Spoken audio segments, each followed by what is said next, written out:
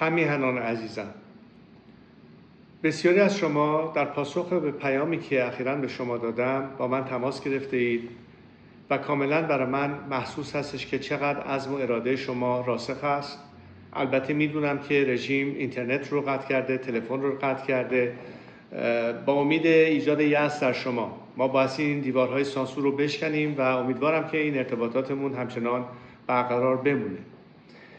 میخواستم راجع به دو نکته مهم باهاتون صحبت بکنم. نخست این که اطلاعاتی که از درون کشور به من میرسه نشون دهنده این هستش که ساختارهای کنترل و اطلاعاتی نظام رو به فروپاشی است، حتی بیشتر از 2 روز پیش، و این یک علامت این هستش که نظام بیشتر و بیشتر داره شکننده میشه. البته کنار این مسئله مهمتر این هستش که جهانیان نیز متوجه دارن میشن که دیگه این نظام داره نفسهای آخرش رو میکشه و اتفاقا ارتباطاتی که اخیراً با من و تیم من گرفته شده نشون دهنده این هستش که کم کم دارن به فکر این که پس از این نظام چه باید کرد و چه اتفاقاتی در ایران میتونه بیفته با ما مشغول تبادل نظر هستن و خودم و تیمم در این مورد بسیار فعال هستیم.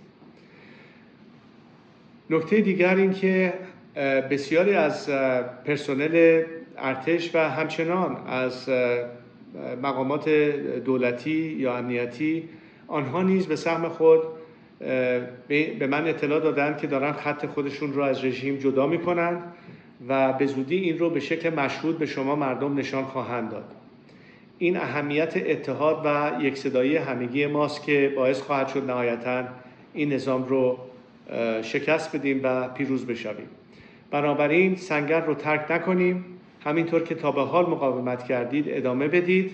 من به همگی شما درود میفرستم و امیدوار هستم که هرچه زودتر بتونیم در آزادی و رفاه آینده بهتری رو برای کشورمون رقم بزنیم.